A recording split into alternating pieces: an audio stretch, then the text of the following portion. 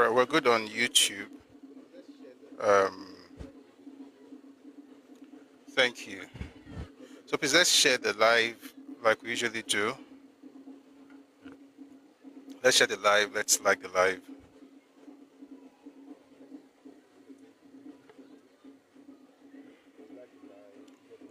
All right, let's just do the basic things we usually do in the beginning. Please like the live, share the live.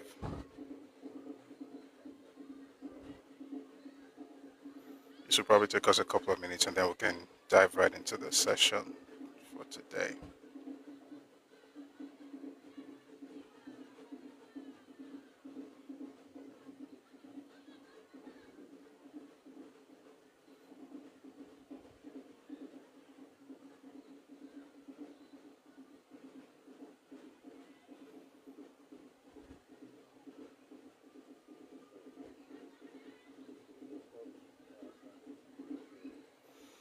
All right, thank you. Please don't stop power tapping and sharing.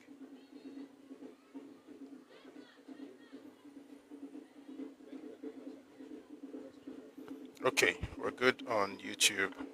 Thank you for joining us on YouTube. We're not streaming on Facebook today. Apparently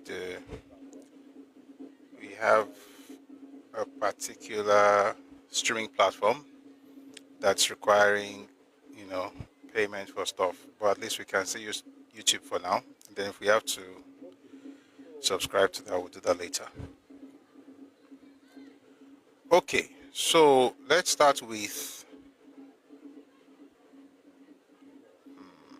there's a lot. Number, I'm trying to find the best way to begin. Okay, so let's power tap. Let's share the live first before we even get into all of this different news. We have some things to cover before we get into the topic of today. So please let's share the live. Let's like the live. If you're on TikTok, please click on the heart icon beside Oris, just above my head. Please click on the link. Click on the icon and join the team. If you're already a member of the team, please click on it and drop gifts, drop a heart me, whatever you can drop, because these things help the algorithm get us on the FYP. If you're on YouTube, please like the live. Apart from liking it, you can also click on the heart icon to the right of the screen. That's down right of the screen. You'll see a heart icon. You can click on it as many times as possible. These things also help the live session on YouTube. So thank you very much for being here.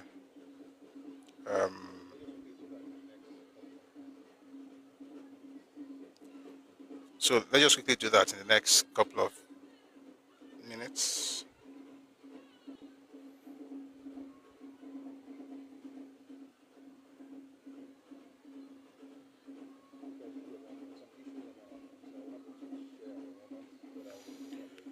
Okay, I think there's some issues on my own end, so I will not be able to share at the moment, but I will do that later.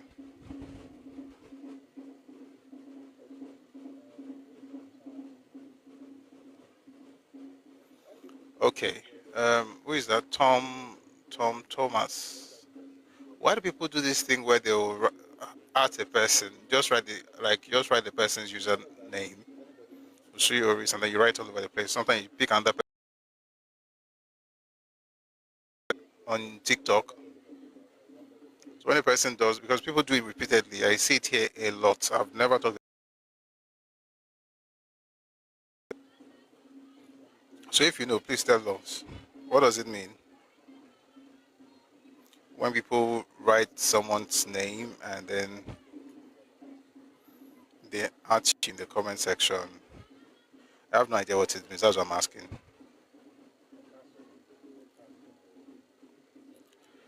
All right. Ẹkáàsán gbogbo ilé, ẹkáàsán Mr. Adegboye. I ain't sharing my WhatsApp number.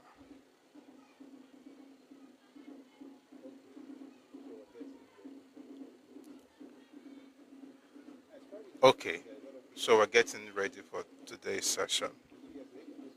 Now, it's quite interesting that a lot of people, between yesterday, even this morning, even right here, people send messages about the indigent bill.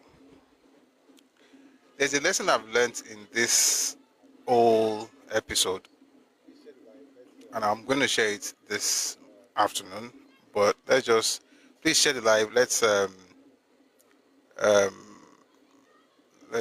I'm coming. There's something I want to click on TikTok that I think can also help what we're doing here. Okay. All right. So I learned a lesson from everything that happened in the last, let's say, 24, 48 hours. More people have sent messages or called or even, no, but not called, sent messages mostly on TikTok and on Telegram, and also here during live sessions. It happened yesterday. It's happening again today. More people are concerned about the indigent bill or indigency bill or whatever they called it in the last couple of days. And there's a lesson I've learned. I think, whenever you wake up is your morning. People will send you messages and say things like, "What are you going to do? What are you doing? Do something." And I'm like, we've been talking since March. You just discovered last night or last week. People have been discussing this thing since March. So for the last 3 months, whether it's here or on other platforms, loads and loads of stuff have been done on this particular matter. And the good news is that bill has now been withdrawn. But I'm going to read about the withdrawal and everything. But something very instructive about what happened in the last couple of days, as far as I'm concerned, is the fact that we are slow in getting what's actually happening. That's a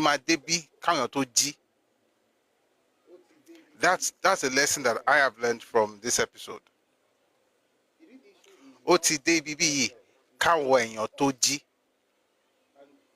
The real issue is not about them, it's about us. And by the way, I'm going to put out a document on the Telegram channel, maybe tomorrow.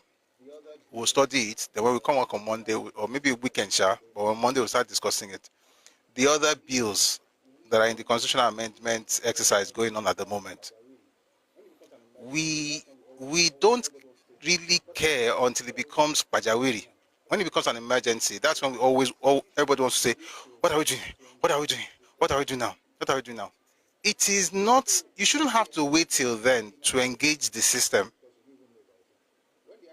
So when they had the first reading, you couldn't have said anything because you didn't even know about it. When they had second reading, it was published. Now,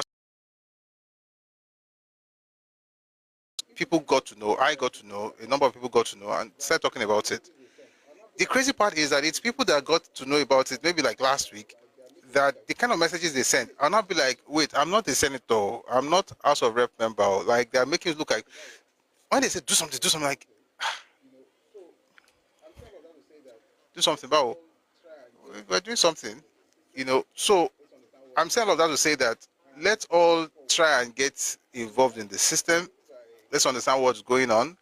And going forward, I would like, maybe by next week, we'll find a way to do it somehow. We'll go through it's about 80, let me see the number. There's a list of the amendments. Some are very good, very fantastic, to be honest. Some are downright ridiculous. We need to understand what's going on. Where did I save this stuff? No, it's not here. I'll find it now. We have to get involved, right? And not wait till when everything becomes an emergency and they were like, oh yeah. So I'm sure they'll look for other ways to get in. Yes, they've been looking for different ways since the 1930s. They will not stop looking for ways. But we also have to know what's going on and be on our toes. You're a voice, so making more impact than some senators are. Praise God. Thank you very much. That's very, very flattering. But thank you. And we'll keep talking about what I'm not saying that we'll stop talking about it, though. We'll all keep talking about it. But Igbara land, Pura, Eyokon, Abi Igbara land, Yara Eyokon, Bushon Golerun. There's time for everything. Let's not wait until it becomes an emergency before we now get active about it. At that point, when you're now telling everybody, and which is what I find a lot on Twitter, you see a lot of young people insulting everybody about Kinigo. People are not talking about it. I'm like, you just discovered it. Doesn't mean that no other person has discovered it before you. They will insult everybody. All these people, they say they have social media. They say they are influencers. They never talk about things like this. I'm like, they've been talking about this since March. As a matter of fact, the reason you know about it in July is because they were talking about it. So we'll keep doing what we have to do, but I'm just advising that we shouldn't have to wait until Tobati Debi before we now get very passionate about things. All right. That's just a lesson, and that's a lesson for all of us. It's not, nobody is saying that one is better or anything. I'm just saying that all of us should be on the lookout for things like that. So I don't know why I left that document. That's why I said maybe during the weekend. I have it somewhere. Um, there are other bills, right? Sorry, there are other bills that will be passed into law that we should also discuss and make noise about, so that we will not be reacting to what we are doing. We'll be proactive. We'll be the ones say, okay, based on this, we don't want this, and by the way, a lot of publications have gone on in the last few months. I mean, people like me, organizations, different organizations have written about it, published documents, pushing back, at that particular idea. So it makes a lot of sense that people are concerned. I'm just saying, ìgbà tó wá tẹ wá jí sí yẹn ìgbà náà tó wá withdraw bill yẹn. I thought I actually opened it. Number.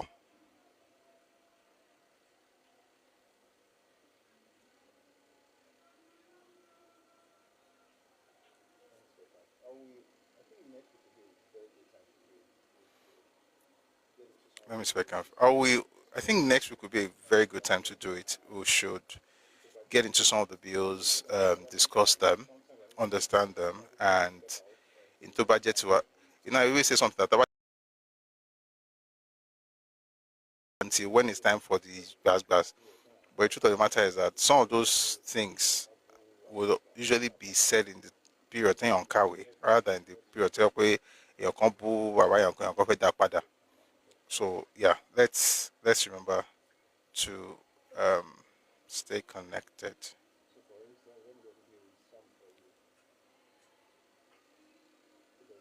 So for instance, let me just quickly read some for you. So there's a bill, for instance, there's one that's talking about 6 year single term for presidents, governors, and local government chairpersons. There's a bill to shift to parliamentary system. There's a bill about states. 1 second, please. There's a bill for local government and state government autonomy. There's a bill for reserved legislative seats for women, and I think another one for disabled people. Which, by the way, I don't see any sense in. Let me just say it. There's no sense to reserve seats for women. That's me. You may not agree, but it just doesn't make sense to me. It's politics. It's not. I don't personally. I don't like it when people try to engineer outcomes. It's the same thing as saying let an Igbo person be president because they've not been president. Like, throw your heart in the ring, and those are conversations that parties should have, no conversation that the nation should have. But again, we'll have that conversation sometime. There's another act, a bill that seeks to extend service limits for police personnel to bolster experience and reduce recruitment costs. That one passed second reading last year. For instance, they want to institutionalize ranching for headers at their state of origin. There was Ruga some time ago during Buhari's tenure when a lot of people spoke against Ruga. But there's a new one now. It's called National Ranches Commission Establishment Bill. It's as serious as this one.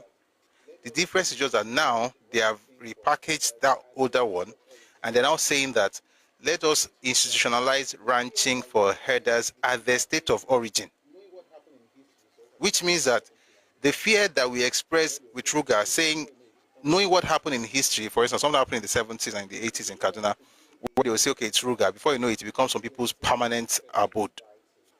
So Ruga could be a backdoor to getting certain rights in people's lands. It's almost the same idea as in the bill, constraightening. So when we spoke against that one, there's a new one. All of this we'll discuss next week. There's a new one, National Ranches Commission Establishment Bill, that aims to institutionalize ranching for herders at their state of origin to reduce farmer-herder conflict. That one passed second reading in the Senate last month. But what is a public hearing, Gloria? So hopefully, so again, let's use this opportunity also to, let's all learn together. There are different steps that bills go through before it becomes a law. First is the first reading. The first reading is just introducing the bill to the House. Oh, there's something we have in mind. We want to do this thing. This is the kind of law we would like to have, and all those things. Then just talk about it generally speaking. They might say, okay, makes sense. Let's talk about it again. Or they might say, doesn't make sense. It's dead. We don't want it. If they say we don't want it, it's dead. If they say let's talk about it, then you have the second reading. Second reading is when the person proposing the bill will then outline the benefits of that bill and why the rest of us should go with them. They will try to espouse all the good things about it, argue for it and everything. If at that point the Senate or the House of Reps members say, Kojo, we don't want it, it's dead. If they say, okay, let's go to the next level, then it goes to committee stage. At the committee stage, the people, so the House of Rep and the Senate, they are divided into several committees. There's Committee of Finance, there's Committee on different aspects of the economy and government. So they will now, the committee that has to handle that particular thing, let's say for instance, you're talking about ranching like this, most likely you're going to have agriculture. So they will sit down on it and discuss among themselves. Then they will now consult stakeholders, experts, and then in some cases you have public hearing, which will be community engagement. In some cases, they will actually move from geopolitical zone to geopolitical zone to have public hearing and ask the people what they think about that bill. When they are done with all that public hearing exercise, they will then go back to the committee to discuss everything they, want to decide. That level, this committee hearing level, was where this indigent bill was as at yesterday. But now, Ibelotiku, so a bill can die right there, which is where we are supposed to speak up. So we started speaking up as soon as the second reading took place. We're like, it should never have passed second reading. But just because something has passed second reading does not mean it is a law. It just means that now they are going to bring it out for everybody. And now that it is out, you then do, please, you are distracting me, sincerely. It doesn't help, sincerely. Doesn't help. Right, okay, so it doesn't help. The point is what we're supposed to do, not what will make it not work. Sorry guys. 1 second.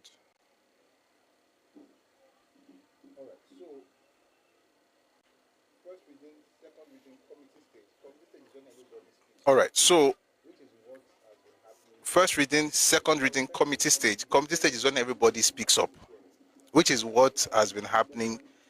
As a matter of fact, we started speaking up before they even had public hearing. As soon as the March 26th, that was when folks started speaking up. Now at that committee stage, if after all the consultations they feel like this thing is not going to work, they will kill it. If they think it can still work, they will now go to the report stage.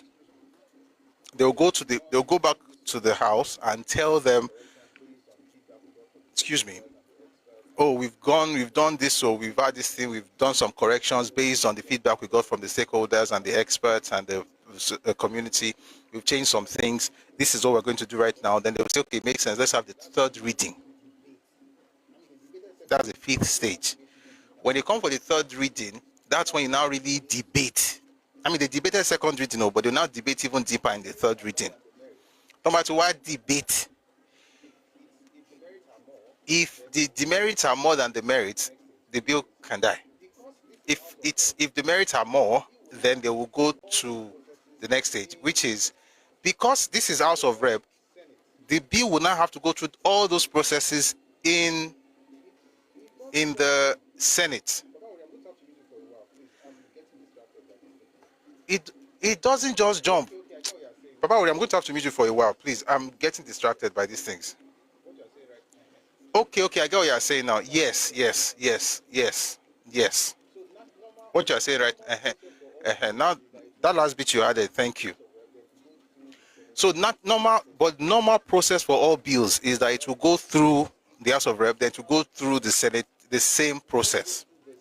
And it's very correct, Baba Wori, because it is constitutional amendment, it will then go through the states and the local government, because you are literally you're not just adding. So if you're just making a bill to add to the constitution, no big deal. You can just, there's so many bills that we have right now that, no, they don't start from state though.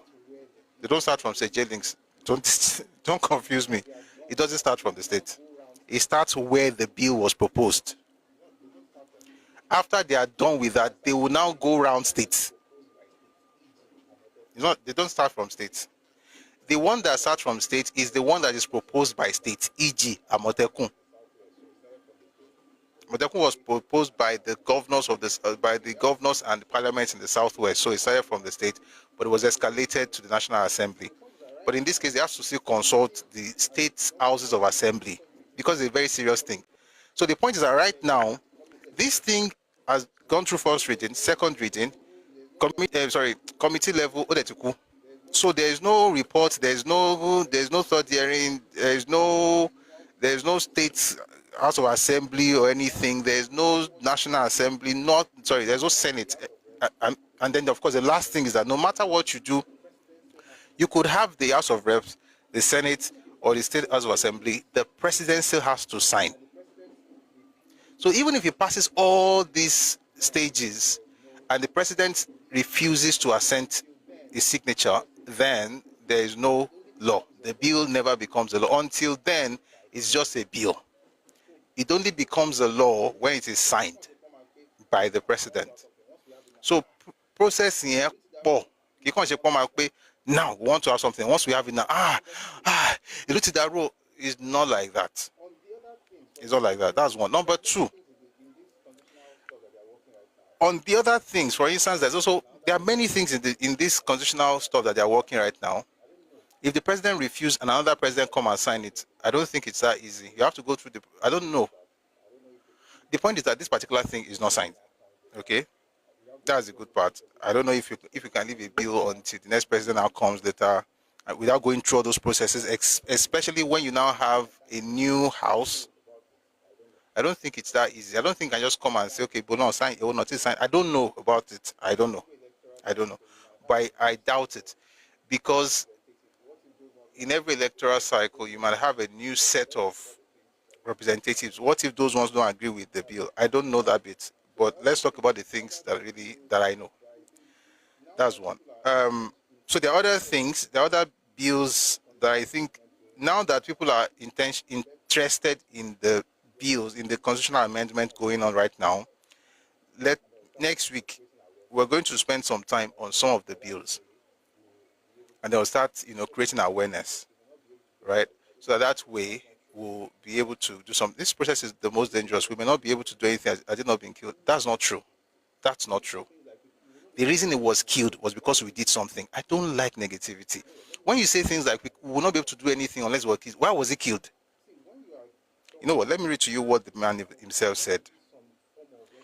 See, when you are talking to the public, there has to be some form of, there has to be a modicum of hope, or else we're just here wasting our time.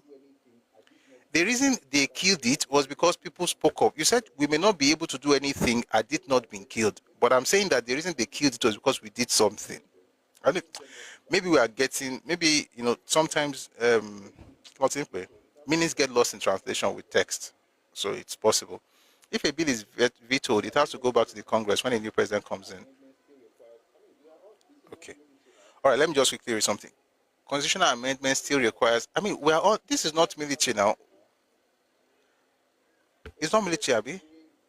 You still have to ask the people now. A controversy is brewing. No, not this one. This was, okay, by the way, let me first read what Honorable Abedun Faleke said. By the way, yesterday I came here and I said people have been harassing politicians. I didn't mention anybody. But two politicians that a lot of people have been harassing. I can't believe I forgot his name. It's Mogaji in Ibadan. Aki. Chief Aki, who is representing Egbeda. And I think it's Egbeda on our constituency. And James Abiodun Faleke. And I've said something and I'll say it again. There are people who are becoming, quote unquote, I don't know whether it's conservative you're going to call them, or Ronu, or I don't know what else they call it. Aki Alabi, thank you for that. Mumbo.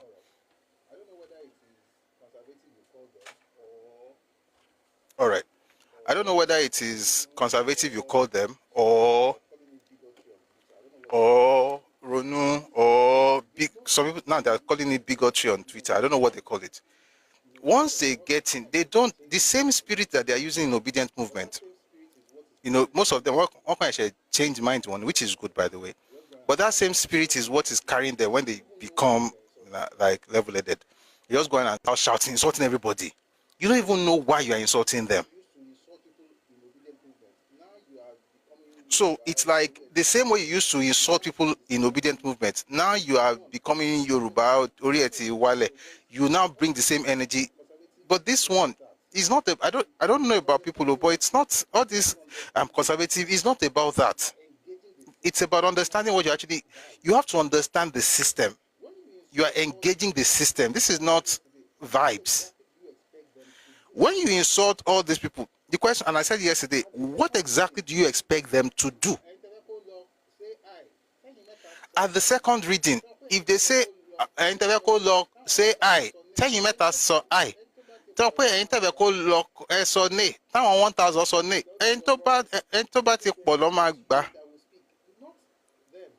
but that door public hearing, it's you that will speak, not them, not the politicians. Me anything, but I think leave the messenger, please. The message was not helpful. The message was absolute nonsense. Our people are very, very ignorant. It's not like the message was not helpful in any way. The message was just arrant rubbish.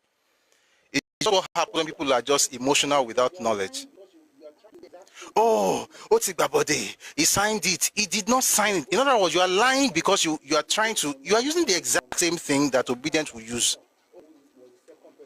If we are, was it based on knowledge, not based on passion. Oh, they said that Adeleke was the one who was the second person. He wasn't even part of it. When they said public hearings, where we were supposed to speak, who spoke? We didn't go. We didn't talk about, I talked about it apparently, but for the moment, when I say we, I'm not saying that I did not do anything. I'm saying the majority of our people did not do anything. We're just angry. When they had public hearings in different regions of Nigeria, that's not on the politicians, that's on the people to speak up. And thankfully, people spoke up. People think. A lot of people spoke up.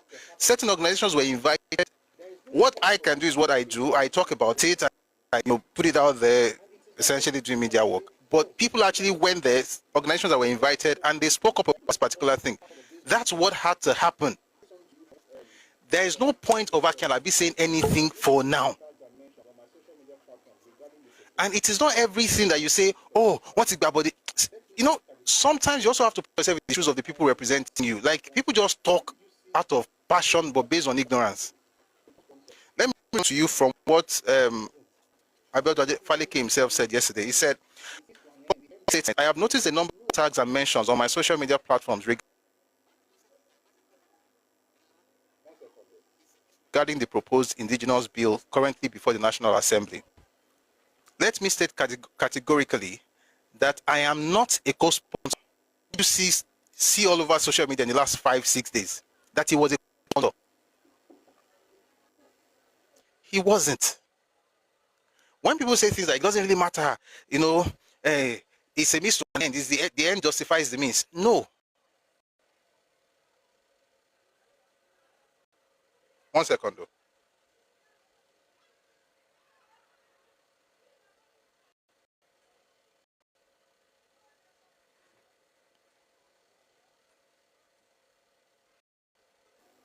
I'm not a co-sponsor of the bill.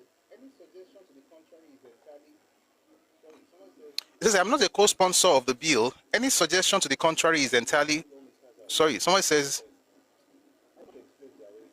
He did not smoke any lawmakers out. But, I don't know how to explain, Jare. Anything you believe is fine.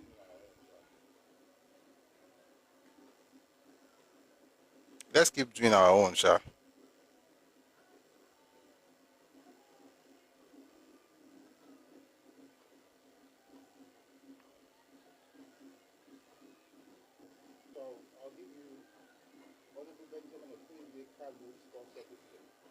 So I'll give you Honorable Benjamin Okwuezie Kalu sponsored the bill.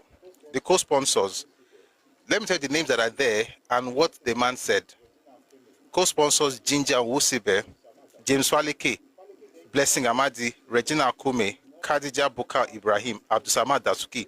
Faleke then came out publicly to say that he was not part of the co-sponsors. So the question is this: is it possible that Kalu included his name in that bill without his knowledge? Because why would he come publicly to say that he was not part of it?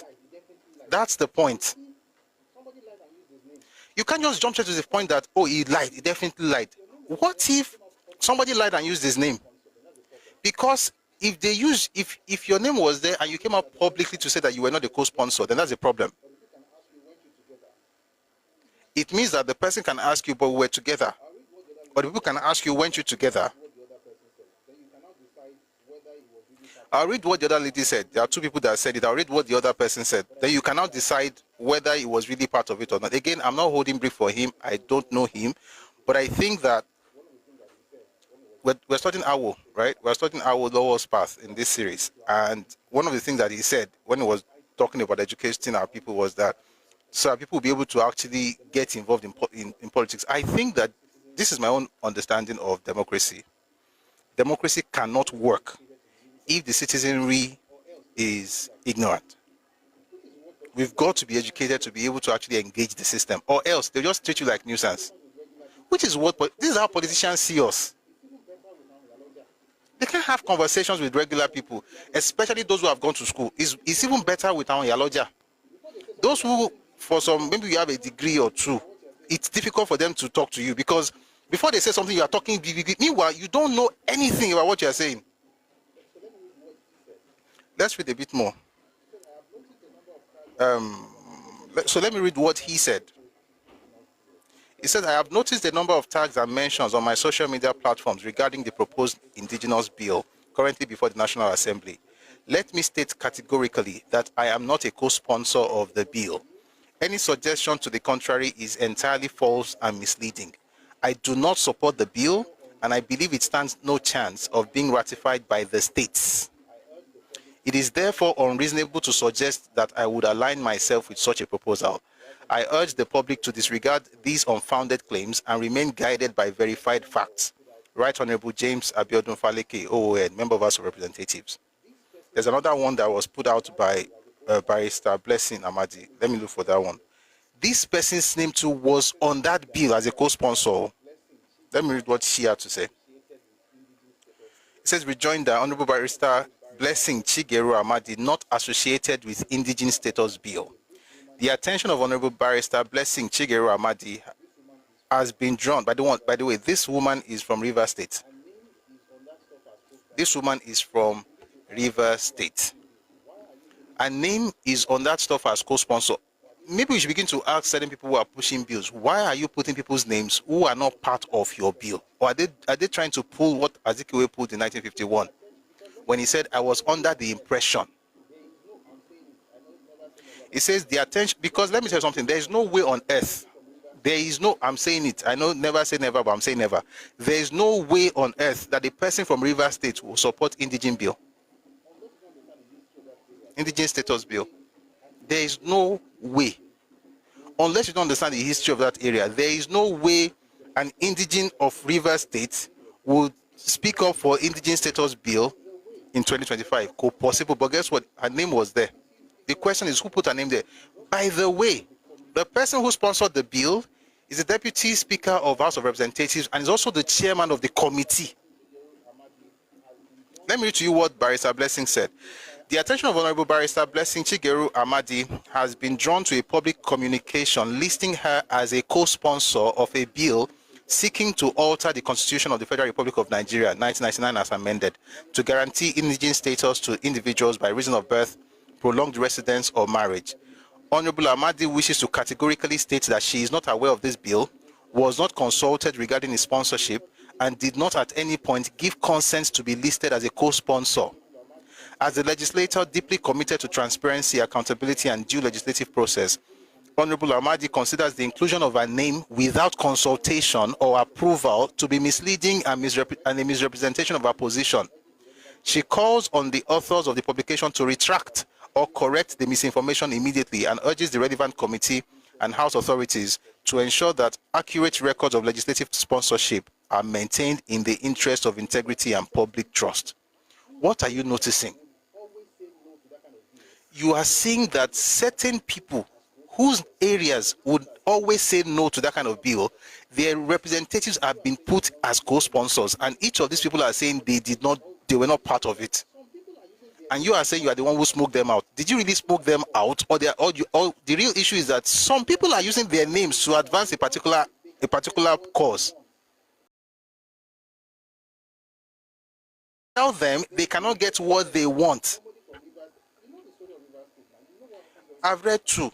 There is no way on earth that somebody from Rivers State, you know the story of Rivers State now, you know what happened during the war now. You know what's happening right now.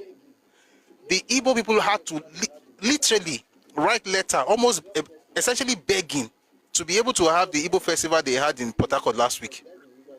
Just festival, because any small thing from the Igbos for guys in Rivers State is like an agenda to take over their land.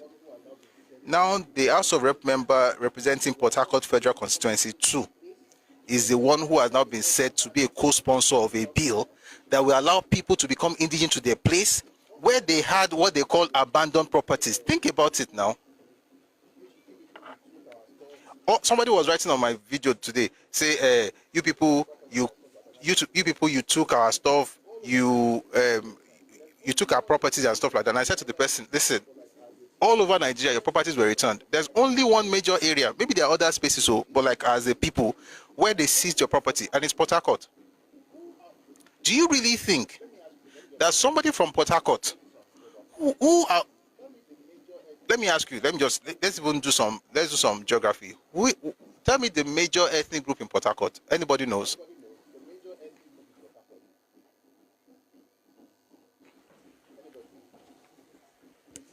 Anybody knows the major ethnic group in Port Harcourt?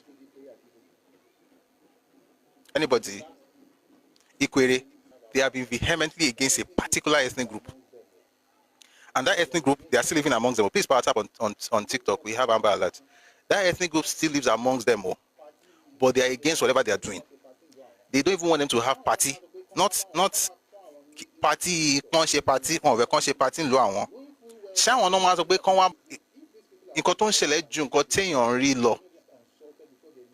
If these people are speaking up now and saying they were not,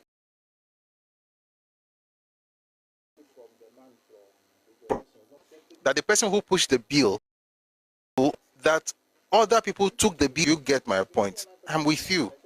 Online pressure is always necessary. We've been having online pressure since March. I said it earlier, March.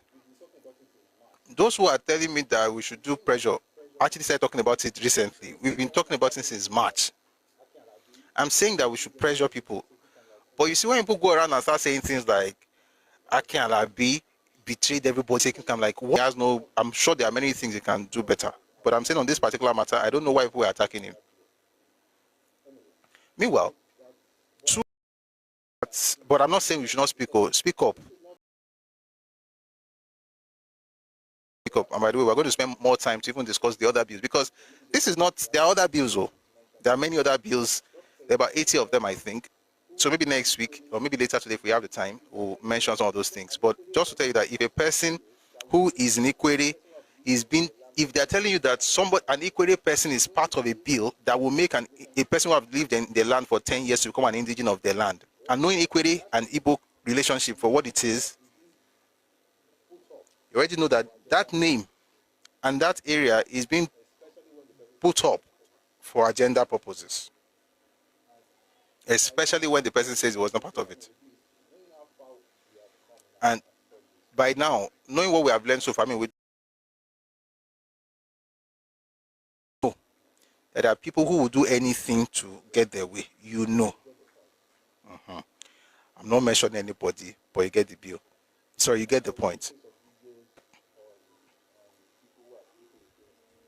I mean, I was going to play some videos on people who are speaking against the bill, but it's not necessary anymore. A lot of groups have been speaking against it for a while, and kudos to all of us. We won, right? But they will still come with something like that.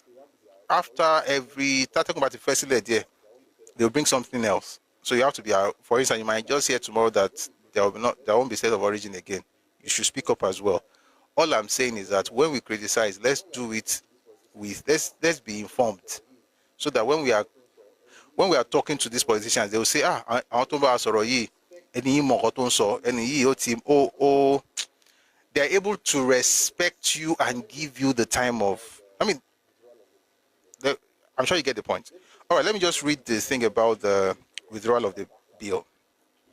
Deputy Speaker withdraws controversial indigency bill after backlash. The Deputy Speaker, I'm reading the Daily Trust.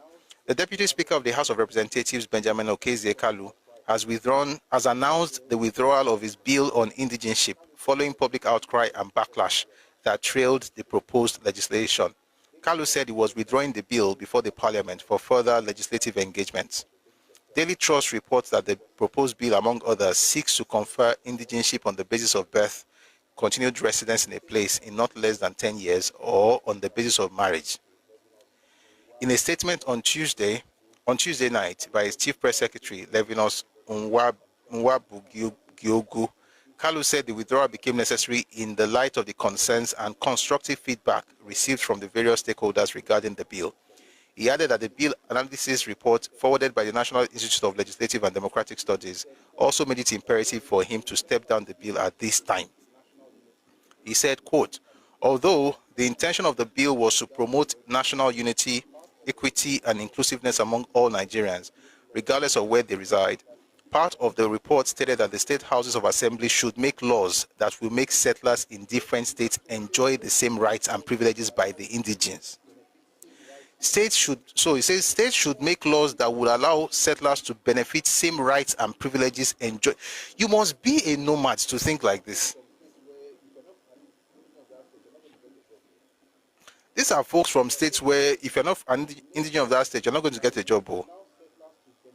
They're saying states should make laws that would allow settlers to benefit same rights and privileges enjoyed by indigenes without any form of discrimination as rightly provided for in the Constitution. Though the bill seeks to achieve some commendable objectives, however, this can be achieved through the enactment from the National Institute for Legislative and Democratic Studies. So after a while, you begin to hear Yoruba Igbo, Lagos Igbo, Yoruba this. You start having hyphenated identities. And I said yesterday, the same way they're looking for dual indigenship was the same way Ojukwu was looking for dual citizenship. Ojukwu was trying to have Biafra and was still asking for dual. Have you ever think about it now? Ojukwu is asking for dual citizenship. So he wanted Biafra, and then he said Biafrans can still be Nigerians. I've read it here before. He's in Crisis and Conflict in Nigeria by A.H.M. Green. Ojukwu wanted dual citizenship. You want to get out of the zoo, but you still want to be part of the animals. So I will be Sheku Sheyan. Shenoko Sheyan. You are one foot in Biafra, the other foot in Nigeria. It's the same thing with this. What I believe that on Anyoma, Delta, Lagos, Ibo is because of this thing. And again, we've been talking about this for a while.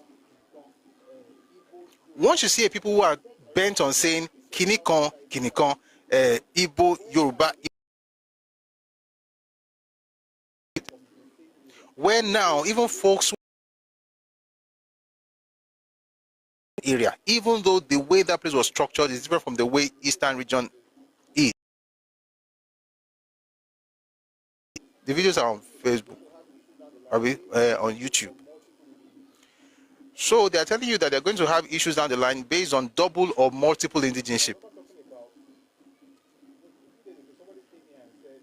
Excuse me. And I remember talking about, a few days ago, somebody came here and said that his baby mama was Yoruba, therefore he was part of us. Does anybody remember that day where somebody came and said his baby mama was Yoruba and therefore he's one of us? And I said, number one, it's nonsense. It makes absolutely no sense to even say that. You're not even married, though. Meanwhile, he's not even married. What now happens when you have 3 wives from different parts? So you are indigene of every place. What kind of demonic thing be this? Kalu, let me just finish that part again. Though the bill seeks to achieve some commendable objectives, however, this can be achieved through enactment of the law. It's not Kalu that is saying this, so it's the National Institute of Legislative and the other one, Legislative and it's a mouthful. National Institute for Legislative and Democratic Studies. They are saying that although the bill seeks to achieve some commendable objectives, however, this can be achieved through enactment of law. If this bill is passed, it will pose challenges with time, especially on the issue of double or multiple indigenship, the report stated. Kalu, who is also the chairman of the Constitution Review Committee of the House, said that he is committed to ensuring that every legislative proposal reflects the wishes of the people. Think about it. This man is the chairman of that committee. Do you know why some people, it will be very difficult for you to be able to get into some executive positions? God will give all of us understanding. As leaders and representatives, by the way, I commend him for doing this. It says, as leaders and representatives, we remain committed to ensuring that every legislative proposal reflects the aspiration of the people we serve. The constitutional review process remains an open, inclusive, and participatory exercise, and no provision or proposal will be pursued without adequate dialogue and consensus building. I therefore call on citizens to continue engaging constructively with the House Committee on Constitutional Review as we work together to build a more just, united, and prosperous Nigeria, he said. Daily Trust reports that the proposed legislation has drawn backlash from Nigerians, especially on the social media. This is as 2 members of the House of Representatives, James Abiodun Faleke Takalekon and Blessing Amadi, who we also read earlier, from Rivers State, distanced themselves from the bill, which raises the question, how did their names find their way to that bill as co-sponsors? Who is lying? They are not lying, because if they are lying, they will not say this in public. So everybody who spoke against the bill, congratulations. Let me clap for everybody. That was actually a good fight.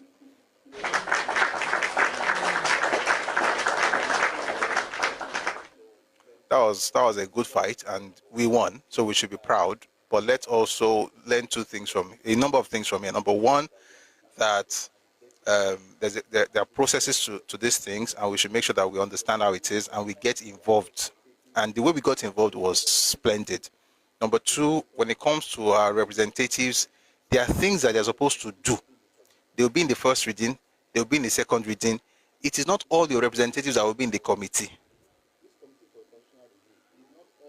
It is not all the representatives that will be in this committee for a constitutional review. Is not all the House of Rep members that belong to that committee. Some people belong to other committees. So when you insult or you criticize your representative for not being part of that thing, do you really know if the person you're talking about is even part of the committee? That's one. Number two, the idea that sometimes let's also try and understand it better, so that when we are criticizing, they too feel like, okay, oh, what there? I hope that helps. I'll bring people up eventually, but let's just read a few more news items. A number of things happened, so now I think I just take a breather and play. Let me play an audio from Segun Showumi. This interview happened a while back, but it's important to play it now because some funny things happen on Twitter and people are deceiving themselves saying, oh, this was how it started.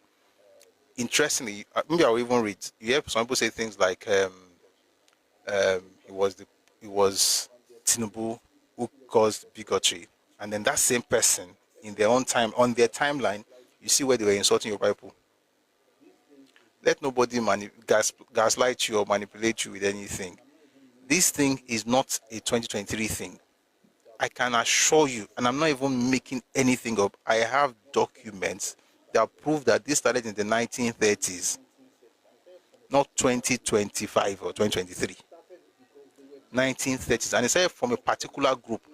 And those groups started it because they were trying to gain some form of dominance in a foreign space. 30s. All about the 30s.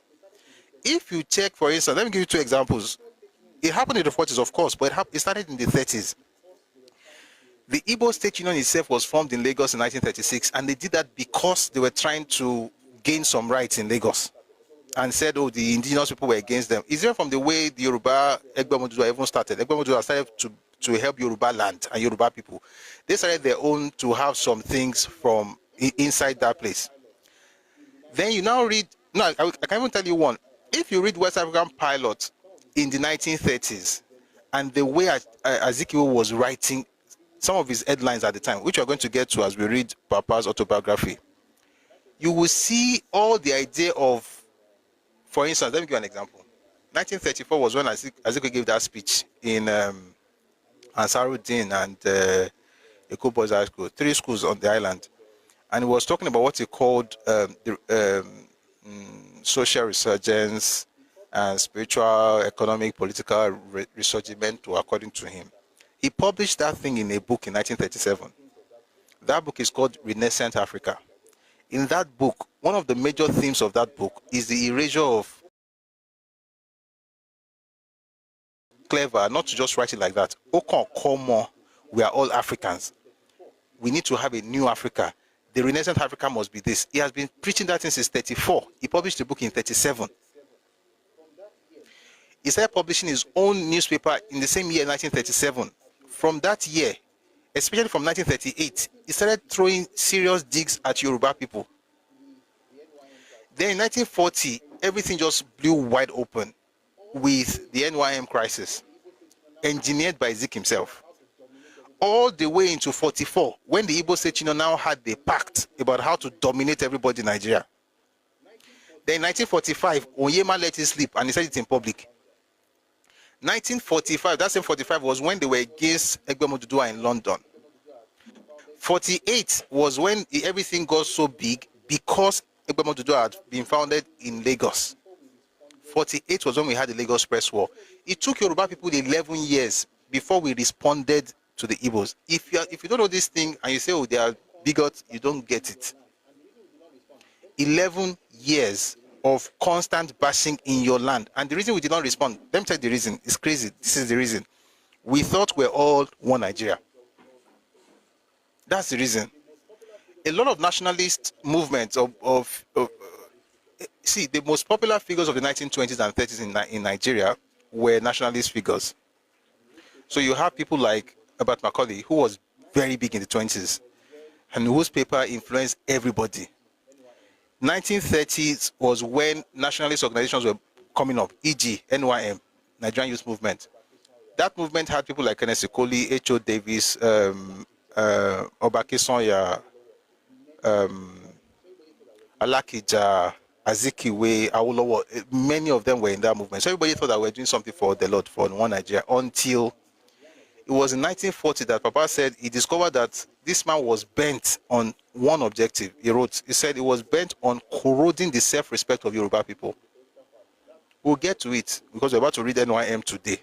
And I said, once we get into the political part, that fireworks that we're looking for, you find it. You know, we've been talking about education, his been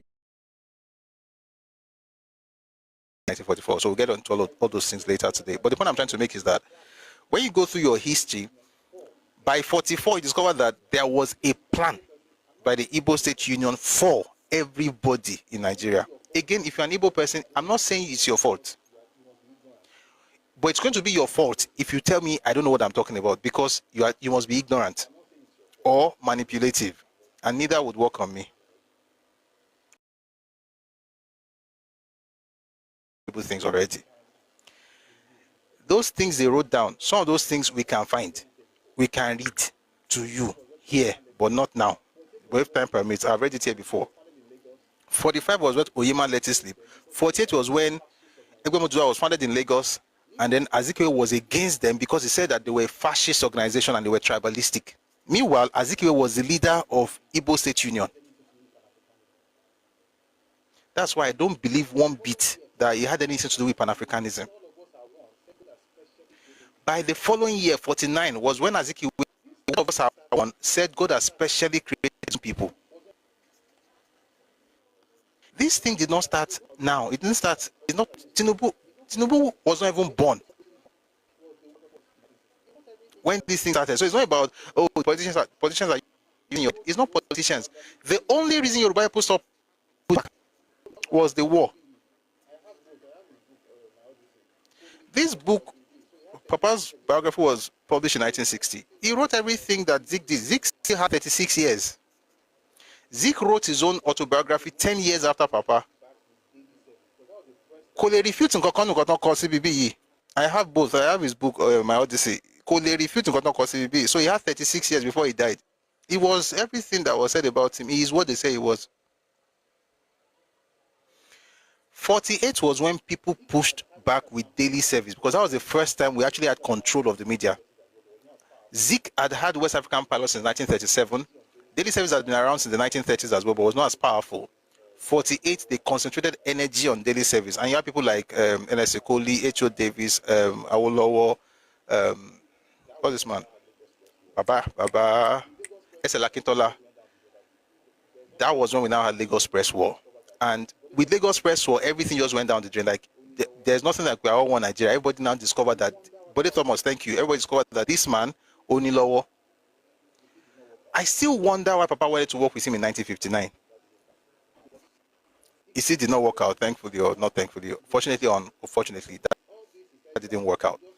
And then, of course, if you know what the East and the North did to the West in the First Republic, all this is said last year, you just said nonsense. Who is Papa? Papa is Awo.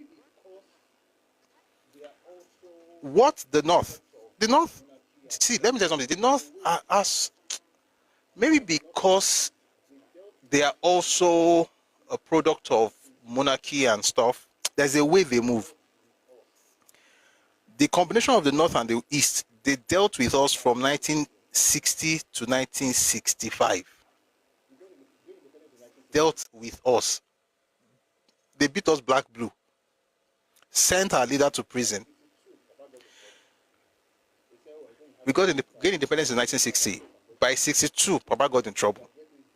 They said, oh, we're going to have Coca inquiry. One of these days we'll have that session, but if you want to quickly get it, you can get this book on Radio Me Books.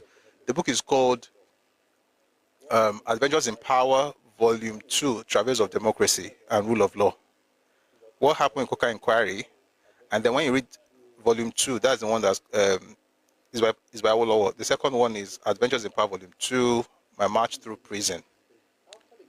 Then you read about the treasonable felony charge. got him in prison in 1963. After they got him imprisoned, do you know what they did? They now began to say AG was a great party. That's why when you read Wole Soyinka's book, You Must Set Forth at Dawn, and he talked about how Michael Okpara helped them, you would like the idea until you discover that if you now go back and read the document they wrote in 64, Igbo State Union, that thing was intentionally done. And what they said is that they said, play up Awo. You know what, may not be like, I've been talking a lot. I'll just read that part. I won't read many things because of, that's not today's topic. When you read that, when you read Wole Soyinka's book, you'll be like, these people really like us. So like, they actually helped AG. But let me tell you why they did it. They wrote it here. This is from the Igbo State Union. It was signed by Mbadiwe, Dr. Mbadiwe and Dr. Mbanugo. It says, play up Awolowo at all times. This will keep up the resistance of action group members and stop them from uniting with the NNDP to form a solid Yoruba front. This is vital, and there is no harm in this pro-Awolowo propaganda, for he is no longer a headache or danger to us. When was this? 1964. Papa was already in prison in 1963. One day I have a session on this thing. They had a plan for the North, had a plan for the West, had a plan for the minorities in the Eastern region. So all this thing about indigenous bill, they've been trying it. Who was talking about unitary system at the time? You know, this morning, some people were having a conversation on Twitter, arguing about the system of government in Ghana. And of course, Ghana had a unitary system. So for instance, in Ghana, they don't have election into state government, or governors. They don't have governors. All the regional heads in Ghana are appointed by the president. He's the only, himself and his vice are the only elected officials, excuse me, in the executive. They're the only elected officials in the executive, so they appoint everything. When you study that, it's as though this is what these guys are trying to do in Nigeria because of Pan-Africanism. So you have a situation where maybe one day we'll talk about the parallels between Nkrumah and Azikiwe and when they fought. See, God is good. All these things are recorded. They were recorded so we can read them and understand what happened in the past, because these dogs, when I say dogs, not the old dogs, don't have new tricks.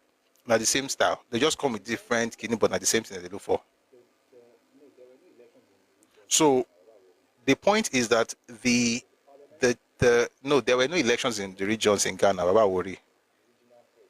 There's a parliament.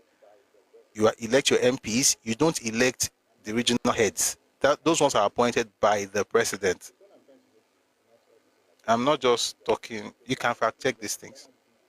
The point I'm trying to make is not all this thing you're saying. My point is that if a person thinks that, okay, Ghana did it, maybe we can also do it in such a way that everybody will be under the same person, which is one of the major reasons why the main persons who pushed the idea of unitary system in Nigeria in the 50s and 60s were from the Southeast. And the people who eventually implemented it, they were from the same place. And the people who are asking for removal of state of origin, many of them are from the Southeast. And the folks who are asking to remove to become indigenous after 10 years, they're from the same place. Every generation will experience this thing until we have a structure that actually limits some people's madness, which is where the whole constitutional amendment thing comes in. Everywhere the English left, a civil war broke out because they social engineered their colonies. You know, I used to believe that I should blame the British, but I don't blame them anymore. Because Singapore worked and Malaysia worked, and they were both colonized by the British. Hong Kong worked. To be honest, I think we are not thinking straight. I mean, the British have their own issue, but what am I going to gain by blaming the British? I don't blame the British for anything. If the British did it in such a way that they were going to destroy, it was part of China, but it was excised. It only got to be part of China after how many years? Just a few years ago. The point I'm trying to make is that it's not so much about, I mean, the British, they did their own terrible stuff. Let me give an example. They gave us a system which was not good, but which was a lot better than what Iransi did. So my question is this: why did Iransi do what he did? Singapore was never part of China. Singapore was never part of China. They were Chinese. Singapore is predominantly Chinese, but was never part of China. But it's predominantly about 75% of the inhabitants are Chinese, but it doesn't mean that it was part of China. Anyway, that's another topic. The point I'm trying to make sure is that people are coming with in different ways with the same agenda, trying to become indigenous to your space, trying to own your space for two reasons. Number one is because of scarcity back at home. It's not for national unity. Let's stop this nonsense. There's no national unity anything. It's not for national unity. It's because there's scarcity at home. Number two, it's because of covetousness. You want to own what folks, you want to own something that you don't have, but you have to find a way to own it in other people's spaces. None of those things tell you anything about national unity.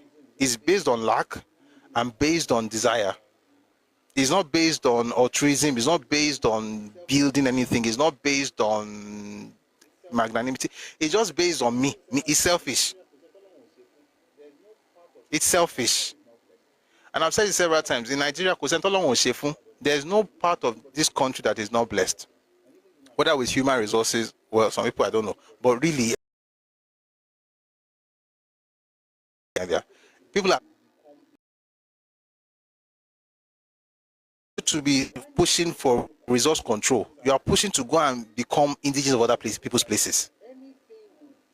Why not seek to control your resources at home?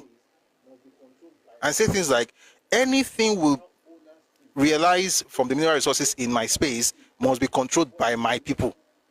That's how owners think. Owners, if you own something, that's how you think. But if you're a nomad, you'll be thinking of how to grab what belongs to other people. Grab. Okay, now that you have grabbed, what will now happen?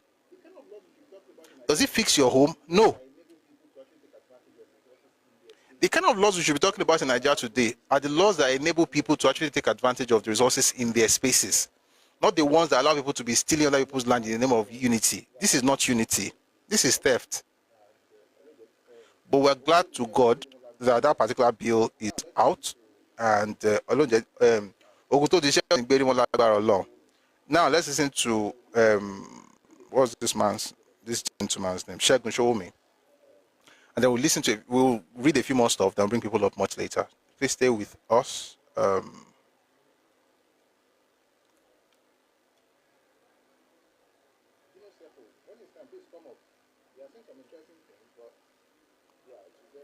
Circle, when it's time, please come up.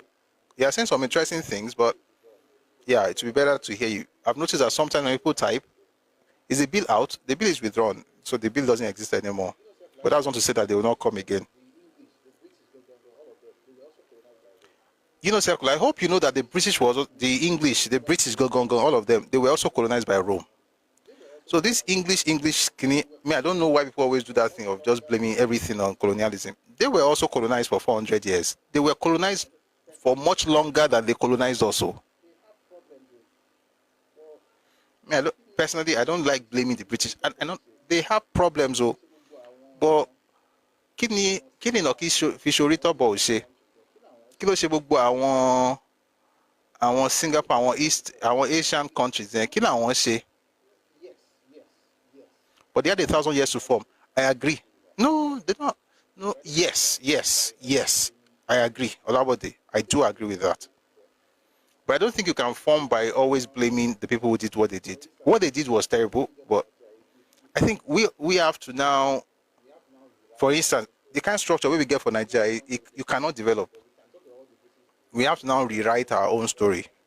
I think that's the point where we take responsibility. But we can talk about what the British did. But if we say all the faults, now just them, the way they did us, we're not going anywhere. They blamed and hated the Romans for a long while. I agree, but we don't have that. Do you know that the Yorubas, the people, do not blame the English?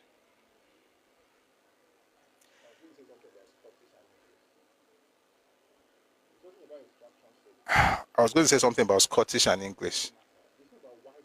It wasn't about extraction solely. Does it really matter? It's not about why they did it. They did it. By the way, we also colonize people, but we'll talk about that some other time. Let's play something. This is why I'm very careful about colonization arguments, especially from, because I hear a lot of people say it. I hear Black Americans say it, and then I hear Africans now saying, and I'm looking at the Africans saying like, where are you from? If it says Yoruba, I'm like, you colonize people as a Yoruba person, if you are, or you're, for instance. I'm not saying we are friends, we are going to be, no, colonized with Ajeles. It's the way of the world. If you have, no, not all of us, I agree. All our body at Oyo did, you know. So it is what it is. Let's play this, please. Take a listen to show me. Is there anybody in charge of this country? Twitter, and I see country. Have you gone through Twitter of late? I look at Twitter and I see how the young people of the tribes at each other's neck. And I'm asking myself, is there anybody in charge of this country? For if there were people in charge of this country, you'd be wondering what the commissioner, what the Minister of Information, what the guy in charge of national orientation, what the National Security Agency, what they're doing. Do you know how long it takes before you start to have xenophobic attacks on people? All that needs to happen is for you to regularize tribes attacking themselves. Oh, Awolowo did this, this one did that. We're naked, our parents are this. How can leaders of society be laying claims to things that will be offensive in other people's homestead? Tribes are controlling the directive principles of their politics. The Igbos control the directive principle of their Southeast politics. The Hausa Fulani, they control the directive principle of the South, of their northern politics. Why would anybody, with all due respect, begin to disrespect the Yorubas and expect that the Yorubas don't have a right to control the directive principles of their own region, of their own space? And when people are operating in that space, whether as indigenous or settlers or owners or even joint owners or even the people who taught it into existence, the reality is that you must be sensitive to the tribal or conclave of people. I won't come into the Southeast and start to speak to them in a manner that, especially when I'm living there, as though, oh, I'm the one. No, that's not it. And it's going at a speed that is getting too dangerous. I'm seeing that more and more people are sitting on it, and we need to tell young people enough. Nigeria is more divided online than it is physically. That's the painful thing. But you know the thing about, and it's a dangerous trend. Very dangerous, very dangerous. I've asked myself that, who are these people leading this country? Do they even understand what we're likely going to potentially deal with? Imagine if over a period of about 5 years, the narrative of tribal hate continues. Can you just imagine what an army of people that would be hating themselves, not even loving their country? I get when you want to criticize the government, but you can't reduce it to a tribal issue, especially if you're even talking about President Bola Tinubu. What is in Bola Tinubu's profile, actions, cabinet? The government for himself, in Bola Tinubu's profile, actions, cabinet that tells you that this is what the Yorubas want. At best, you will say he's running the government for himself and his cronies and probably his family members. Which leader in Yoruba land can tell you that, oh, I nominated somebody into Bola Tinubu's cabinet? So why would you now say, because the Yoruba man is president, some of us campaign very vigorously to tell you, let's look another way, and then you're going to say that because of that one man, you're going to cause a crisis between the tribe, and you're the ones fighting the Hausas. When you're not fighting the Hausa, you're attacking the Yoruba. In Bola Tinubu's. All right, so when you're not fighting the Hausa, you're fighting the Yoruba. The truth is, it's not stopping anytime soon, and I'm not praying it does. Let's move quickly to the Punch newspaper. This was released today. Street naming: Lagos history must be preserved, says Fashola. Former governor of Lagos State and ex-minister of Works, Babatunde Fashola, has advocated the preservation of Lagos's history to avoid distortion and promote values, particularly as the discussion on street naming in Lagos continues to generate controversy. Fashola spoke on Tuesday at the public presentation of Discover Lagos State, a history puzzle book, Volume 1, held at the Civic Center, Victoria Island, Lagos. At the event, Governor Babajide Sanwo-Olu, who was represented by the Deputy Governor, Dr. Bafemi Hamzat, also echoed the importance of documenting the state's history, hailing the Lagos State Records and an archive bureau for the timely presentation of the book. Fashola referenced the works in the digital archives of the University of Glasgow, noting that the past works of the university staff and students played a role in influencing the historical development in other countries, even in the area of landmarks. Quote, the archival heritage is a valuable testimony to the socio-political and economic development of humanity. For instance, the Glasgow University Archives Service gives fascinating insights into the influence that the university, its staff, and students have had in the history and development of many countries, including Nigeria, he said. He said records also contain information about the first Nigerian student at the University of Glasgow at the time, including Dr. Isaac Ladipo Oluwole, who was enrolled in 1913 and graduated in 1918. Referencing the archive, Fashola said, quote, Dr. Ladipo Oluwole returned to Nigeria to become the first African medical officer of health in the Lagos colony. He pioneered social, I'll take that again. Dr. Ladipo Oluwole returned to Nigeria to become the first African medical officer of health in the Lagos colony. He pioneered school health services with school inspection and vaccination of children in their schools, and started the first Nigerian School of Hygiene at Yaba in Lagos in 1920. So that's Ladipo Oluwole, but the records were kept well in Glasgow, Scotland. So those of us who drive through streets, such as Ladipo Oluwole Street in Ikeja, we probably now understand and contextualize the contributions of such a man, and why it was considered such a high honor to immortalize him by naming a street in his memory. You are including the bigotry, stop playing the act. Oh, I could go on and civic conjure. Sorry, I have some irritants here. But it is perhaps instructive that we are discussing street naming and street unnaming, and I keep my gunpowder dry, he added. Today, I reiterate those words about street naming and Dr. Oluwole, and with a great conviction to reinforce my message that the preservation of our history and the documentation of our progress should be taken seriously. To make this a reality, LASRAB must be adequately resourced, Mr. Governor, LASRAB must be well funded, and so on and so forth. So we want street names that reflect our history, not just some people who jumped from, may God bless everybody. Speaking of street names, I'd like to play you a video. I'm just going to quickly find it.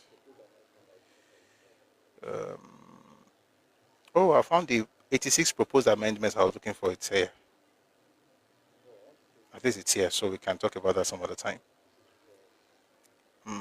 Mambo, I want to play you that video. This is from Anambra State.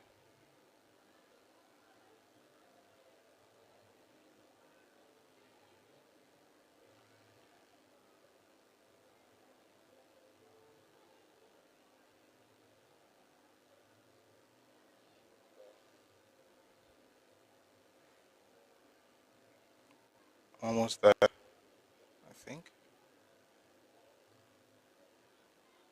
I think it's all the way down, so it's taking a while.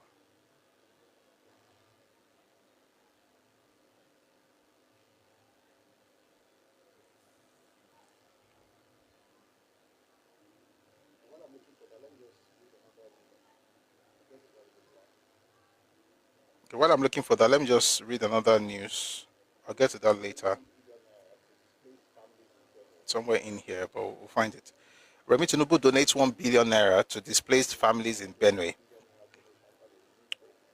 First Lady Remi Tinubu on Tuesday announced a 1 billion naira donation by the Renewed Hope Initiative, RHI, to support families displaced by suspected herders attack in Benue State. She made the announcement at the new banquet. At the new banquet hall of the Benue State Government House during a condolence visit to the state, following the attack on Yelawata community in June, which claimed over 100 lives.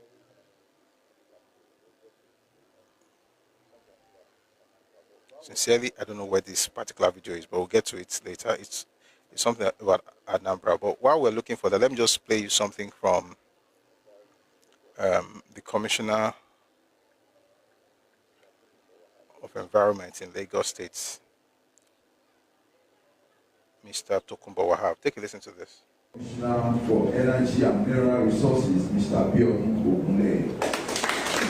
Last but not the least, is the Honorable Commissioner for the Environment and Water Resources, Mr. Tokunbo Wahab. With your kind permission, may I yield the microphone to the Commercial Director. A bit of time to be here, and we are very honored that all of you are, and Mr. Wahab is correct. Yeah. Well, Mr. Wahab gives us a chance to meet you, to see you, and give you our questions, and maybe we get some answers, and we were looking forward to have maybe a good relation, a good workmanship with you, because we are coming here after this corona, and we are traveling around and trying to get everyone, our clients, back to us, to get to know. It's not very clear, but let me just read what they are discussing. Let me just read from Tokunbo Wahab's page. It says, today we took a major step toward sustainable energy solutions by formalizing our partnership with Siemens Group to develop advanced waste-to-energy technologies for Lagos, with our city generating over 14,000 tons of municipal solid waste daily. This collaboration will be jointly spearheaded by the Ministry of Environment and Water Resources and Energy and Mineral Resources to convert waste into reliable power. We have already allocated 4,000 tons daily to waste-to-wealth initiatives, 1,500 tons to a Dutch consortium, and significant volumes to a Lafarge operations. Yet, the untapped potential remains enormous. This Siemens partnership will complement ongoing projects like Ekpe's waste-to-power plant and Ikorodu Badagry material recovery facilities, all critical to reducing landfill dependence while powering Lagos's future. Lagos' rapid urbanization demands innovative energy solutions. Siemens' expertise in power generation equipment aligns perfectly with our new law enabling state-level energy transmission. Together, we will develop scalable models to turn environmental challenges into economic opportunities for all Lagosians. This is beautiful, it's great news, and I also hope that other governors in Southwest will do the same thing. Before we go to the other part of the news, I found the video I was looking for, thank God. But before I play that video, let me just read. I read this yesterday, but it's important to read it again because we're talking about street names. It's just a local government changing street names, sequel to our earlier publication on street naming and revalidation in Etiosa local government. This is to notify the general public that the aforementioned old street names have been revoked and renamed. As such, the council wishes to inform the general public that the old street names have been renamed, replaced with the new ones as listed below. So Tony Amadasun Road is now Chief Femi Pedro Road. Dr. Udo Wogo Drive is now Chief Adebola Dosumu. Augusta Oji Street is Alaji Adio Mayegun. Chikemba Close is now Honorable Sikiru Ashorota. Ugochukwu Oji Street is now Barrister Wale Sonny. Fubara Dublin Green Street is now Rafiu Ulu Kolu. That's at Igboefon. So some of them are at Igboefon. Three at Igboefon, one is in Chevy View, one Aro Logolo, and then the other one is in Osapa, London. And by the way, we are continuing with. I'm also very happy with what people are saying right now about Ozuman Badiwe. A lot of people say things like it's federal road, so I went to check. It's actually Lagos state government road. It's not federal road. So those who are pushing for it to change, let's do it. Okay, that name must be changed, and the reason is because Mbadiwe lied several times, especially in his book. And if you have not read it, the book is called The Rebirth of a Nation. That book, and just everything to make himself and his people look better than everybody. And all of us are tribalists. All of us are bigoted. All of us are whatever they are trying to say right now. He said this in that book. And there's nothing I see that he actually contributed. There's nothing I see that he actually contributed. I know.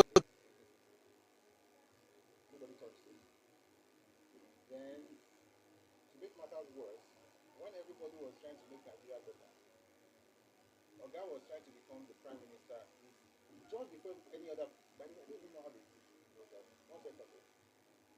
There's something off. Sorry, can you hear me? Oh. Can you hear me? Please, let's power tap on TikTok. Sorry, there's something. Can you hear me? Can you hear me? Please, let's power tap on TikTok. What happened yesterday is about to happen again. Please power tap. Please. Because the land on your special so apparently we're not power tapping enough. So there's delay, there's lag. Please, let's just power tap aggressively. Let's make sure that we keep the live going so that we don't have a repeat of what happened. All right, I was saying that the coup happened early hours of the 15th of January. Later that day, the parliamentarians decided, especially those in MPC, because they formed the bulk of the members of parliament anyway, decided who was going to become the acting prime minister. This was on the same 15th of January 1966, because the coup happened around 2-3 a.m. up until around 5 a.m. So when they woke up, they couldn't find the prime minister, Tafawa Balewa.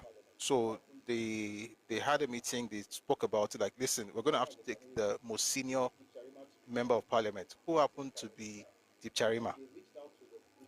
Deep Charima is a Kanuri man. They picked Deep Charima to become the acting prime minister. Then they reached out to the British and asked them to help with quelling the coup. The British said, oh, we're going to need somebody, we're going to need signature. We're going to need someone who is actually authorized, to ask for that kind of help. Then they went to NCNC guys. They went to meet the acting president at the time, who was the Senate president. His name is Nwa for a reason. There's history on that man. We'll talk about it some other time. They went to meet him and said, listen, Deep Charima is the acting prime minister. Swear him in so that he can, write whatever we need to do and do anything we need to do that the prime minister is supposed to do, since the prime minister is not available. He said they should chill, that he wants to go and talk to his own people. By his own people, he meant NCNC. Eventually, when they met to talk with NCNC, this same Mbadiwe now said they were going to make him the acting prime minister in the absence of Tafawa Balewa. So what would have had? Would have had a prime minister from Igbo land, an Igbo prime minister. Prime minister is Igbo, the president is Igbo, the Senate president is Igbo, the Oga of Army is also Igbo.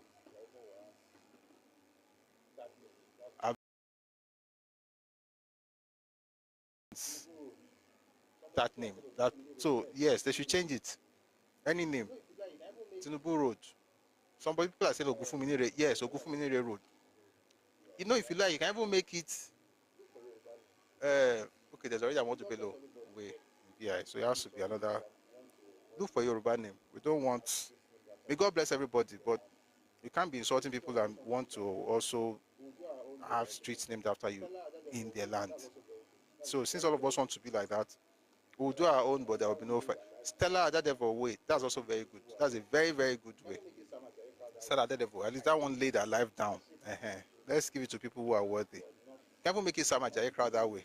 I don't mind. Ashipa, I don't mind. But not people who will insult you. Look, me? You're talking to your dad though, Andy. That's your dad you're talking to. Because I'm not going to repeat what you said, but your dad needs what you just said. Go home and talk to him since you are retarded. Apparently it's congenital. It's congenital. It was passed to you from your parents. Yes, Shango Street, Mariemi Road, anything. But of course, it has to be Yoruba person that we also adore. You cannot go everywhere insulting people, then be shouting, oh, bigotry. That bigotry, you will enjoy it. You will drink it. But this is not bigotry. This is ownership. And I saw one clown on Twitter saying, oh, they have one obscure street with one bending signboard like that. They wrote Wole Soyinka on top of it. I was like, so what? Wole Soyinka already has a train station named after him in Ogun State. There is the National Theatre is named after him. What do we need? Change everything. Change everything. Remove Wole Soyinka's name. Nobody cares. The man was in prison for 20 months because of Biafra. Yes, yet you are still insulting him. So why should he even have a name on your street? Remove it. Don't worry. You're very proud of the ones you are going to be gaslighting with all that nonsense. And I said it. Some people are here who were there 3 years ago. I said it 2022. I said it. I said when Yoruba people respond to you guys, Emma shock. And it's not about fighting or shouting or going everywhere. Meanwhile, okay, I'll talk about it. I was going to talk about it after talking about what the First Lady did in Benue State. So some clown took a picture of her clothes and said the clothes is worth £650.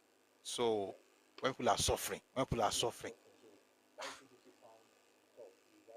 it is well. So people are suffering. So buying £650 top is actually drop. I mean, again, this is what happens to some people also. You travel out, calculate it in naira before you buy it, as though you are still at home. So you say, how much is this? It's £10. 20,000 naira. I'll be taking £10. 20 something thousand. 28,000 naira. Man, when they jam 28,000, let no. So may God make all of us prosper. On the road, no, it can't be on the road.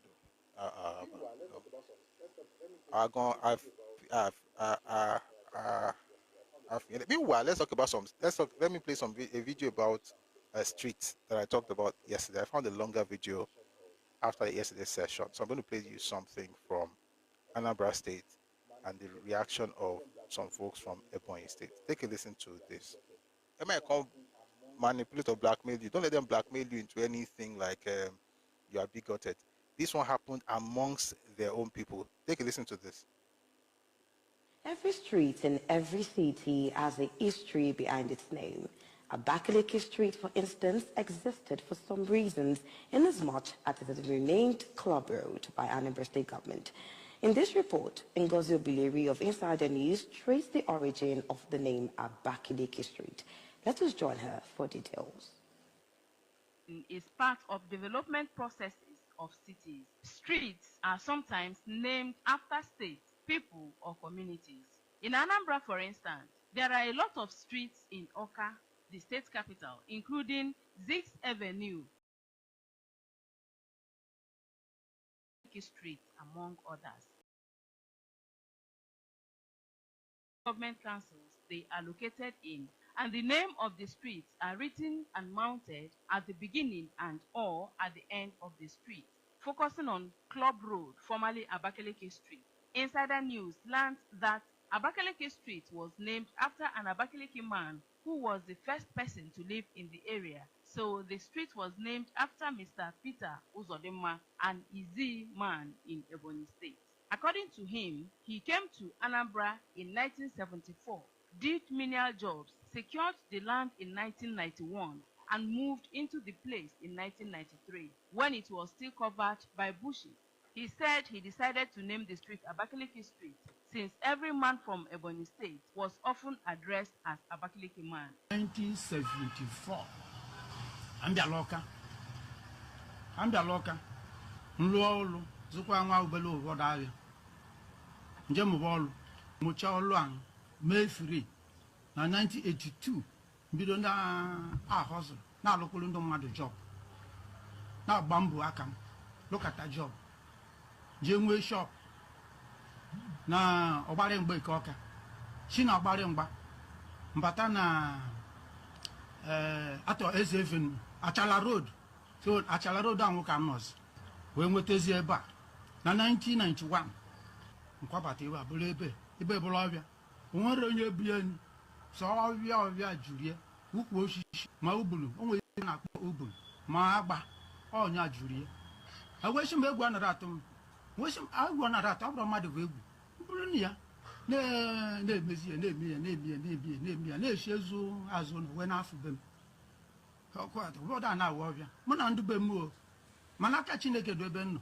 Over 30 years after, the street has changed from a bush to a developed urban town with modern structures, first-class nightclubs and entertainment centers, and high volume of socio-economic activities that are impacting positively on the status of the capital city. Anambra State government renamed the street Club Road, largely because of many nightclubs and entertainment centers on the street.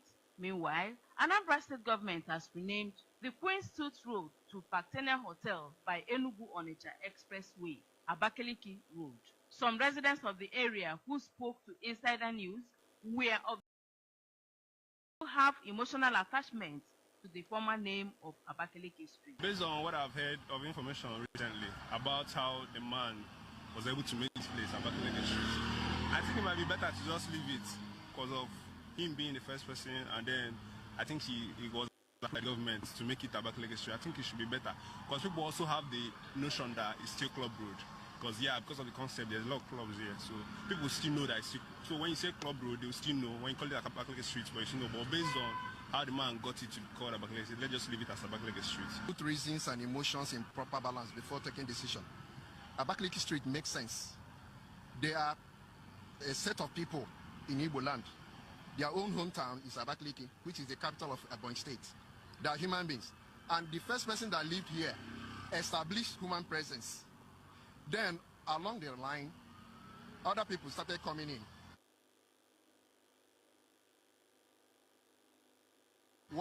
Why should it be called Club Street? Making us to have a dichotomy of relationship between Ebonyi State and Anambra State, which is not good. So let's retain it with Abakaliki Street because there are people. We live there and they live with us. The Abakaliki man that lived here established this place, so he should be glorified. Why calling it a Club Street where they mess up the morality of lives? I don't support it. To me, I prefer Apoya Club Street because in Anya, almost all the places, hotels, even the Madinabia, although Iba Club are good, but I usually go that thing where Malia. And now, Apoya Abakaliki Street, Omelu, the place is so inferior. In the Madina, people will be there. Now, how the whole responsible. But Apoya Club Street, only Mano be such, it may be immoral life. Or man or you on Abia, so I prefer Apoya Club Street. So that only Nadia, or man you on Abia, club. But then, much of what the man I could, Bonye Wepta, much what came where government email, because all the easy, muddy name is street, and no maintain no dinner. So much of what came where something, maybe a monument or something, I and yet man, the Club Street. Before now, people doesn't know the meaning or why it was named Abakaliki Street. And government idea to rename it to Club Street, I think they looked at the environment and the development. All right. So all of that just to remind you, don't let anybody gaslight you with bigger tree. Is that bigger tree, bigger branch, bigger fruit? Doesn't matter. It's just own your space. Speaking of owning people's spaces, the governor of Imo State chose to invite 7 members of the Super Falcons who are natives of Imo State to Imo State, Iwori.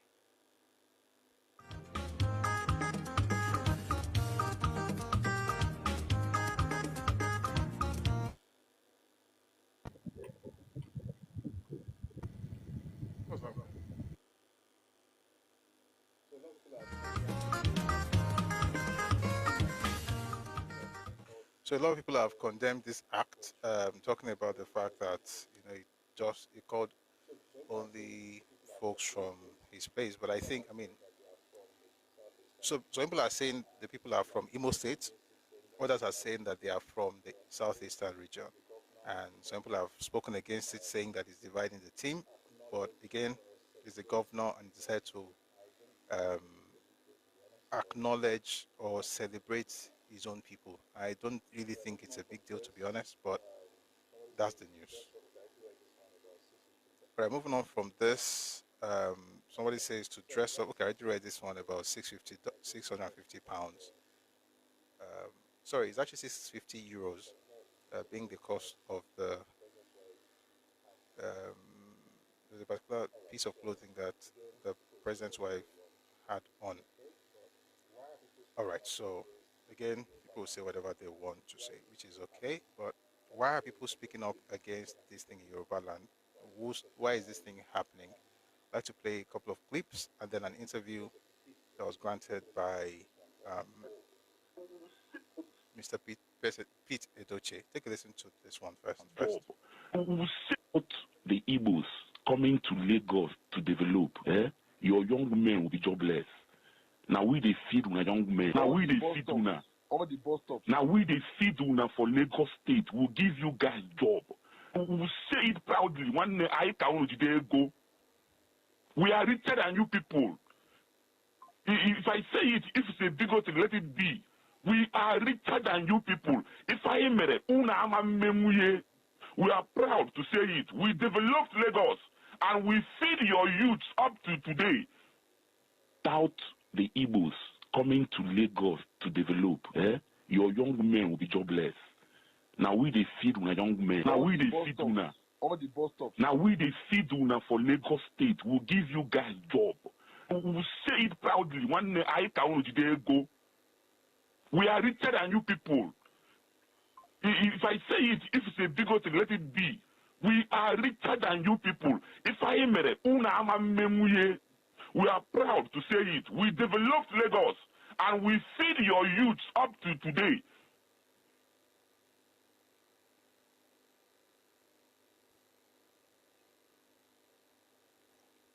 Must.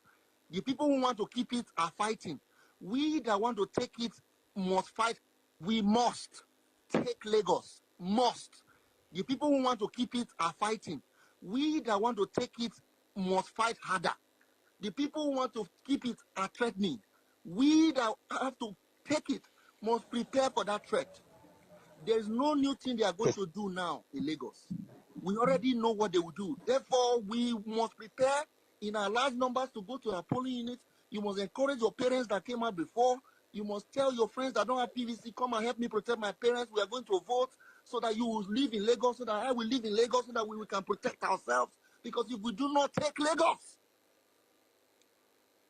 I do not know if you can still stay in Lagos. To stay in Lagos, you have to win Lagos. It is that straight. To remain there, we must win. To remain there, to do that your business, for your parents to go to that church, for you to stay in that estate, to enter that bus, that Marua, you must win.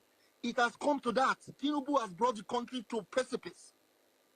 The only way is to defeat them so we can lock them up and send them to jail.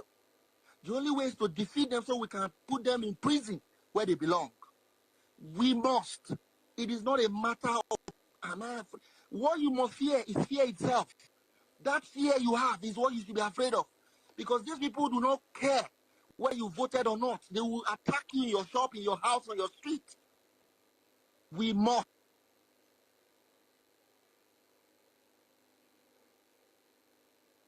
No lazy man in Igbo land. But there's lazy man in other tribes in the Nigeria. Average Igbo man looks of what he will eat. Igbo man not the hustle, and Igbo man the hustle, man. Igbo man not the hustle, and Igbo man the hustle. Igbo man not the hustle, and Igbo man the hustle. If they leave Akwa Ibom people to live in this Akwa Ibom, only them, they can do anything. They can do anything of their own without the Igbos. If they leave Akwa Ibom people to live in this Akwa Ibom, only them, they can do anything. They can do anything of their own without the Igbos. Okay. So that is how it is, generally. Useless, they do youth. The stupid, they do youth. The uncircumcised, they do youth. They do youth to be very useless, including their urban. Edo and Igbo, they be brother. We not be brother. Igbo and Edo can never be brother. We not be brother. It's equivalent to 1,000 Yoruba men. Carry 1,000 Yoruba men, put for desert. Come back in the next 10 years, that place will still be desert. But carry 10 Igbo men, put for desert. Come back in the next 5 years, they go turn that desert to Dubai.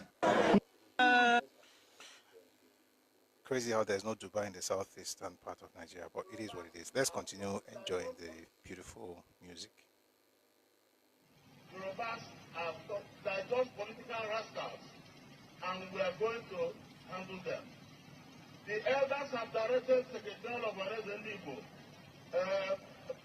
Emuje, to set up a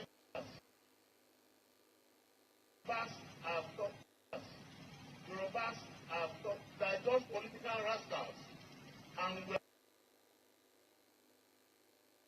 Stay with me.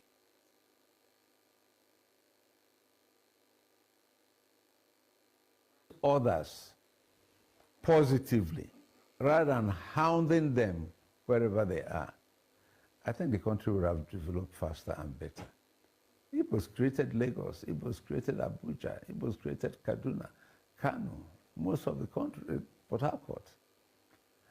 And when you have such people, it is others positively rather than hounding them wherever they are. I think the country would have developed faster and better. Igbos created Lagos, Igbos created Abuja, Igbos created Kaduna, Kano, most of the country, Port Harcourt. And when you have... We have the conviction that Jams who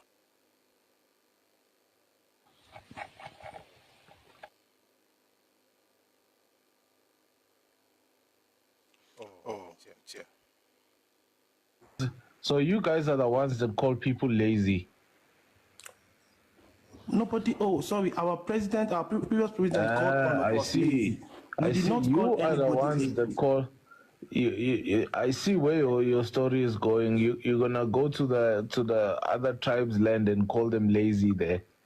Okay, now there's one thing. No Igbo man has ever called anybody lazy. They were here. They were calling Yorubas lazy. They're calling us lazy. No. Okay, fine. Let me explain something. About our women. Okay. This is not banter. This is life threatening. We're sick and tired of you guys telling us one or two.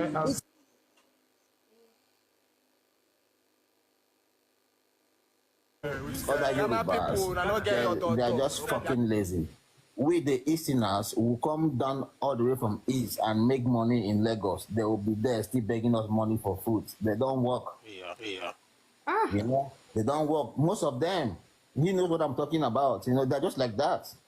Yorubas, they're just like that. You know, they don't like accepting their fault and they don't like working. Even in Lagos, we that come all the way from East, we met most of them in Lagos when we came. And we started doing well more than them. We started feeding them. It's in case people want to join the... That's right. Who be Ghana people? Who be Ghana people? Ghana people, they don't get your door. Their face no show. Even the rice no show. Nonsense rice with the cook. Now we get it down. Nigerian jollof. The whole Ghana. They don't reach one state. They don't reach one state. And they make noise. Igbo boys they talk, now they talk. Igbo boys they follow, they talk, now they talk. Muna for the calm down. Muna they teach you something. That one where your papa get. How much you go sell them? That land. Won't buy the full Ghana. You understand? Bro, I won't buy Ghana. Won't buy the full Ghana.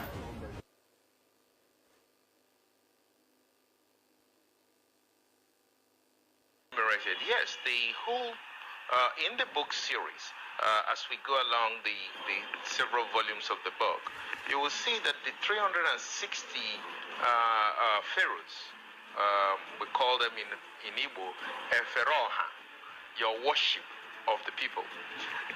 We are all Igbos. They were the people who built the pyramids. They were the people who invented writing. They were the people who invented the battery circuits. I show it in the book. I actually show typical battery circuits which were invented then. I actually show the aeroplane with perfect tetrahedral structure, which has been tested by companies like Lockheed Martin.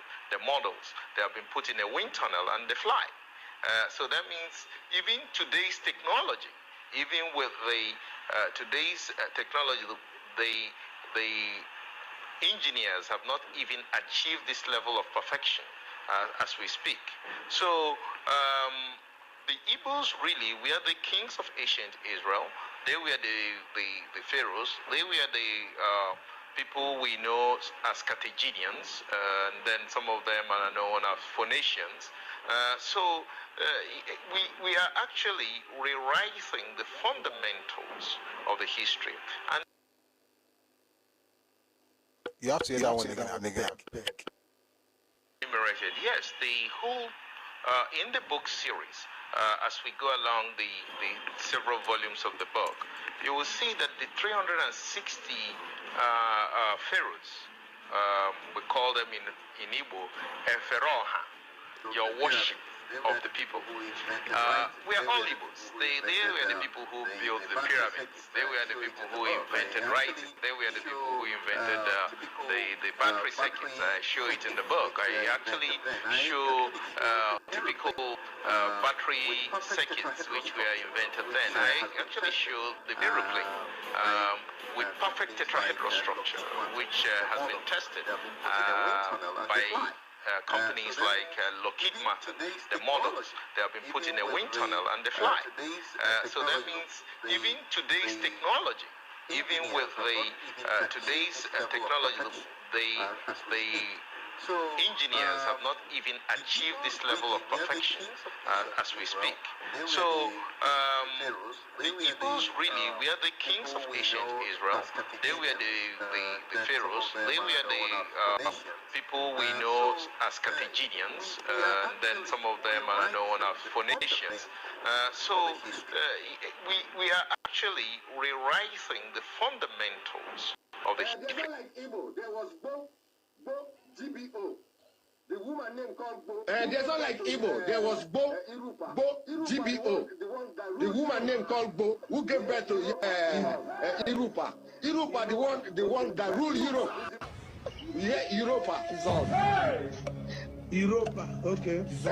Irupa is the woman's name. The grandmother's name is Bo. There's not like Igbo. There was Bo GBO. The woman name called Bo, who gave birth to Irupa. Irupa, the one that ruled Europe. Yeah, Europa is all. Europa, okay. Irupa is the woman's name. The grandmother's name is Bo.